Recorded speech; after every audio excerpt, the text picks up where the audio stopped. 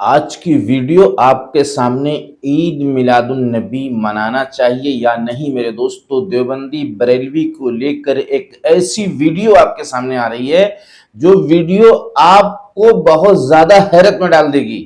ایسی ایسی مثالیں دی گئی ہیں، ایسا ایسا سوال جواب ہوا ہے جس کو سننے کے بعد آپ حیران ہو جائیں گے۔ آپ کو ضرور سننا چاہیے، اس لیے کہ اس دور میں عید میلاد النبی کو لے کر اور بھی بہت سے مسائل کو لے کر دیوبندی بریلوی میں جو ایک جھگڑا، ایک ہڑکمپ جو برپا ہے، اس کو ختم کرنے کی ہم لوگوں کو مل کے ضرور کوشش کرنا چاہیے۔ آج کی ویڈیو بہت خاص اور اہم ہے اور عید میلاد النبی عنقریب ہے، اس لیے آپ کو باقی رہنے کی کوشش کرنا چاہیے۔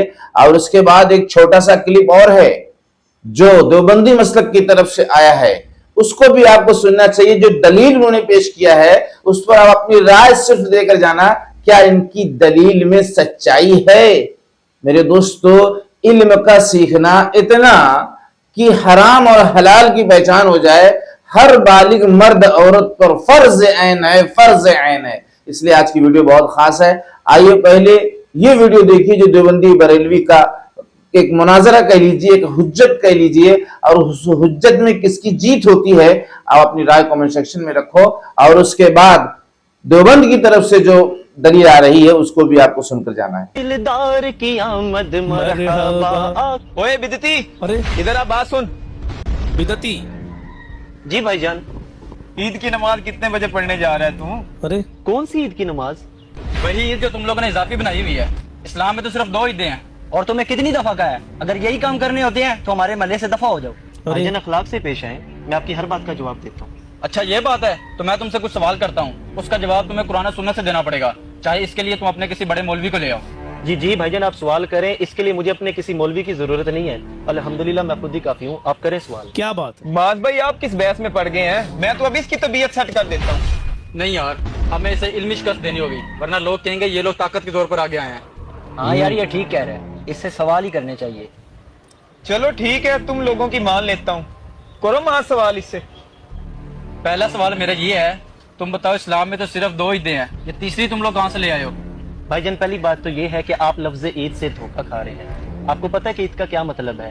عید کا مطلب یہ ہے کہ خوشی کا اظہار کرنا، اللہ تعالیٰ کی نعمتوں کا شکر ادا کرنا۔ جیسا کہ قرآن پاک میں حضرت عیسیٰ کی قوم کے لیے آسمان سے جو دسترخوان نازل ہوا جی اسے بھی عید کہا گیا ہے۔ بتائیں کیا اس دن انہوں نے نماز پڑھی تھی؟ نہیں۔ اور جمعہ بھی مسلمانوں کے لیے عید کا دن قرار دیا ہے۔ جی۔ یوں تو ایک مہینے میں آپ 4 عیدیں مناتے ہیں۔ ہاں بھائی ماج، یہ مولوی ٹھیک کہہ رہے ہیں۔ ایک منٹ بھائی، میرے بھی سوال ختم نہیں ہوئے۔ میرا دوسرا سوال یہ ہے کہ یہ تم میلاد مناتے ہو، جھنڈیاں لگاتے ہو اور لائٹیں لگاتے ہو، یہ کس صحابہ نے کیا ہے؟ بھائی جان آپ تو لفظ میلاد سے بھی دھوکہ کھا رہے ہیں۔ جی۔ لفظ میلاد کا مطلب ہے پیدائش۔ کیا آپ کا اس بات پر ایمان نہیں ہے کہ حضور پیدا ہوئے ہیں؟ میلاد کی لغوی معنی یہ ہے کہ حضور کی پیدائش کا، بچپن کا، جوانی کا، کمالات کا، معجزات کا ذکر کرنا، یہ میلاد کہلاتا ہے، اور یہ تو ہر صحابی نے منایا ہے۔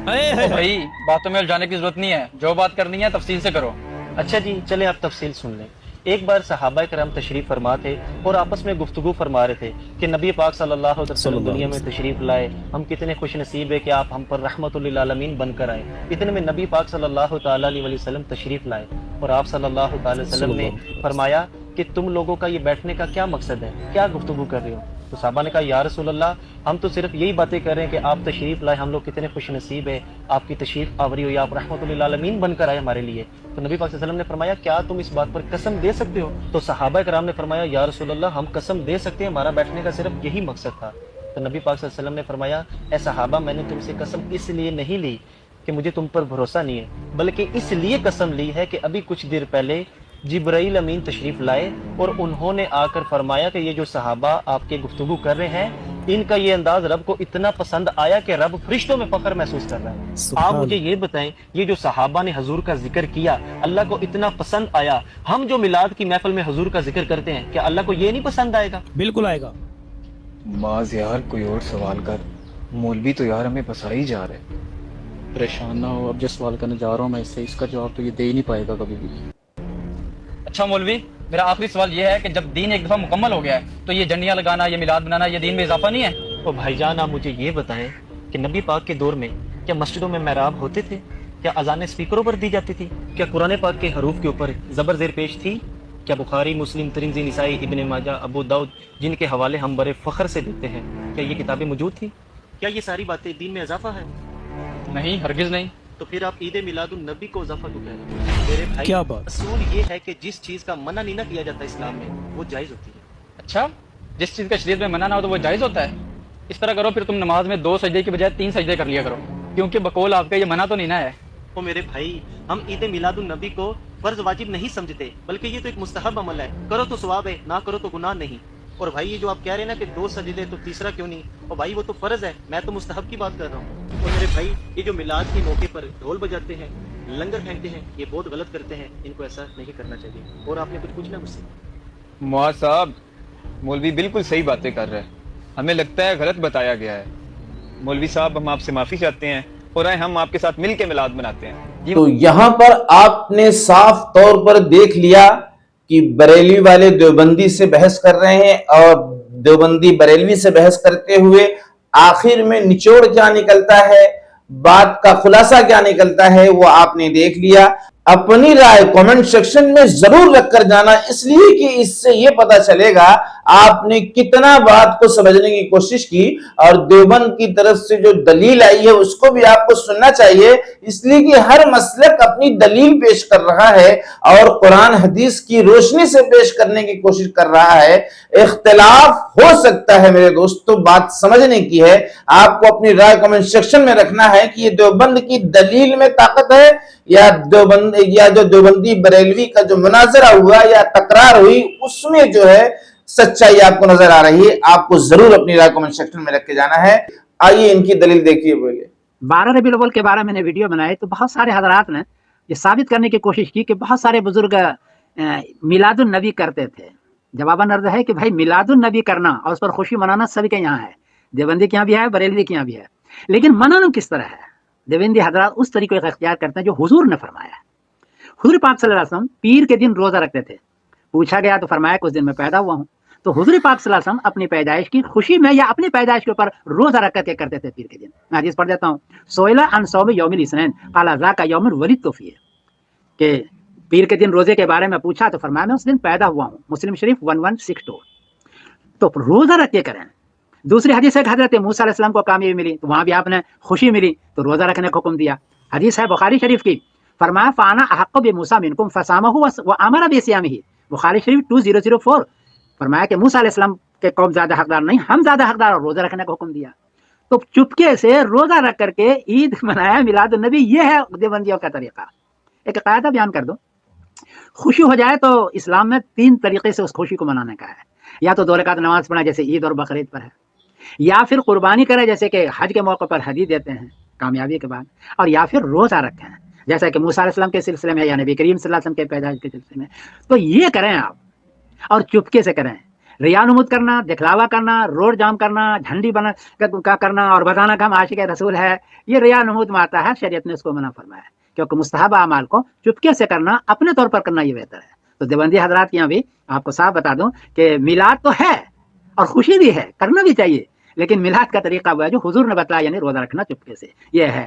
تو یہ آپ بھی کریں، میں اس پر خوشی ہوں۔ میں سمیر الدین قاسم بول رہا ہوں مانچسٹر انگلینڈ سے، کوئی غلطی ہوئی تو معاف کیجیے گا۔ یہاں پر ہم دیوبندی اور بریلوی کی دلیلوں کو پیش کر کے آپ سے یہ سمجھنا چاہتے ہیں کہ کیا واقعی میں کس کی دلیل مضبوط ہے۔